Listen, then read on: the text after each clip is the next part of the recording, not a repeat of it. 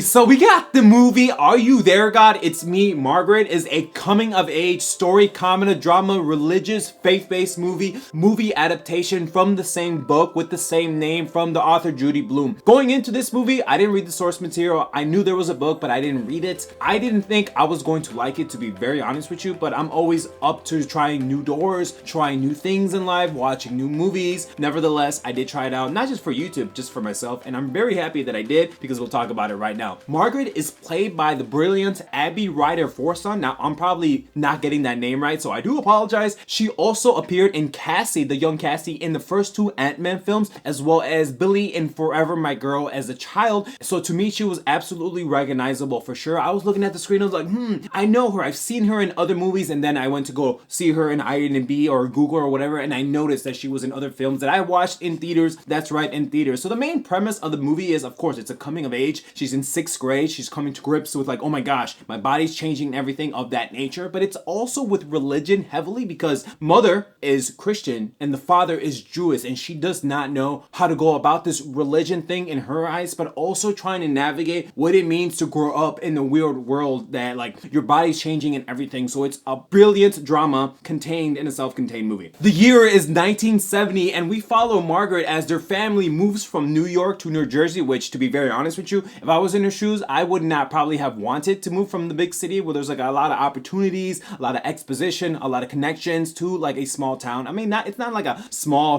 town, but it's like the suburbs. Assuming my first extension was like, oh my God, I don't want to move. But she has to navigate this new life as the young, I don't even want to call her a young teenager. I mean, she's 12, she's gonna be 13. Well, I guess 13 is a teenager. She needs like one more year to go. But Rachel McAdams plays as her mother. And of course, let's be honest, you already know I'm gonna say she is a MILF and is seen throughout the movie having this daughter/mother relationship. She also has a father in the film, and he is there, but not as present as the marketing material made out Rachel McAdams to see in the movie. We see a young Margaret struggle to adapt to growing up like the other children, trying to make new friends, believing in God. Should she even talk to God? Is God even real in her eyes?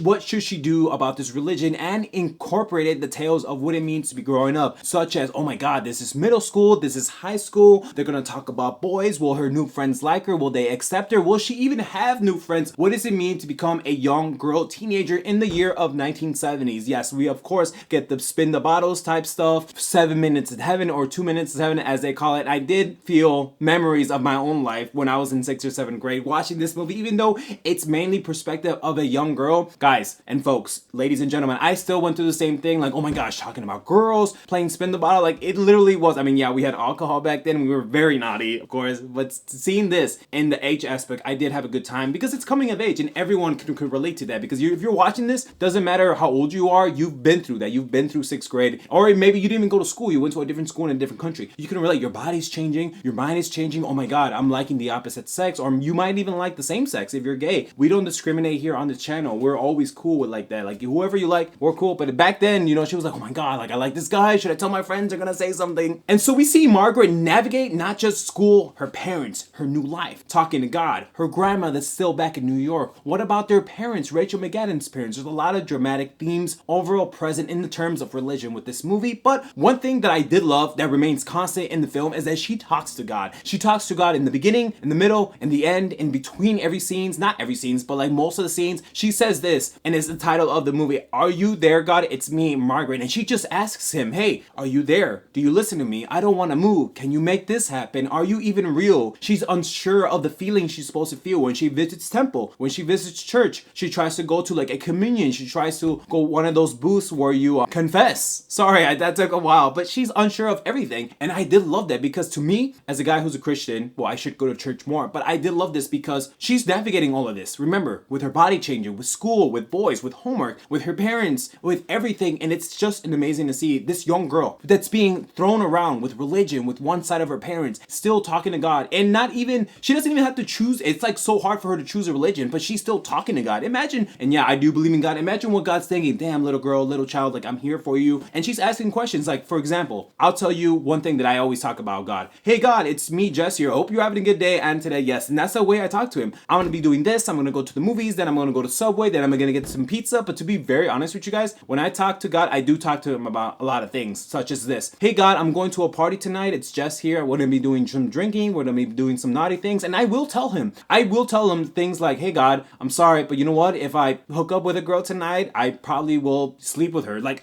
I'm just so, I know guys like, you should save it till marriage, but I'm not gonna lie to him. However, folks, we never lose the main focus of the main character, which is Margaret. We see what she thinks, we see what she does. She is a young character, especially in this movie, navigating to the world of the adult world, and it's a child growing up so fast, especially Rachel McAdams' eyes when she sees her young child asking her questions like, hey mom, what do you think about tampons? What do you think about this? Can we get bra sizes? Her mother doesn't want her to grow that fast into the rate that she's already wanting to. She thinks that her daughter is growing up faster, but I did love how this movie dealt with religion because it's such a heavy topic, especially in the real world. People start fighting, it breaks up families, it breaks up relationships, and you see that, especially through Margaret's eyes. Because remember, we're following Margaret. We're seeing what her friends are, which is dazzling, by the way. I mean, the stuff they do with little friends, it's really cool. Like, what the things they talk about in 6th grade. Oh my gosh, like, we're kissing boys, we're holding hands with boys, and to me, it's like, oh my god, dude, I literally thought that when I was in 6th grade too as a guy. Yeah, this movie is not catered toward me because I am not a girl, but even when I was in 6th grade or 7th grade, I still felt a lot of strong emotions when I was watching the film. Not crying per se, but I was like, oh my god. I remember when I would ask my buddies about like, hey bro, how do you hold a girl's hand? Like, and it's so weird to think about that now because we're probably thinking like, how do you get a girl to sleep with you? Or how do you tie the knot as in getting married? Or how do you just like be long-term committed? How do you propose to a girl? So it's a very different growing up in this faith-based religion. Short, contained story. Overall, guys, I'm gonna give this a solid B. I get it, in Rotten Tomatoes is getting an A, and I'll show you right now, but I do recognize it's a good film. Maybe if I was a young girl in this time, like I always tell you guys, I am more of a futuristic neon house music romance cyberpunk type dude. Thing that I don't like about it, and this is just a personal taste, it's 1970s, and I'm not a girl, so I don't really know how it is in that terms of sense of like your body and stuff. So I do recognize it's a good movie, but at the end of the day, guys, I'm gonna give it a solid B. There's a lot to be happy about, and I'm so glad that I saw this. If you made it this far, I appreciate you so much. Maybe consider hitting that subscribe button and turning on notifications so you never miss a video. With that, take care, bye.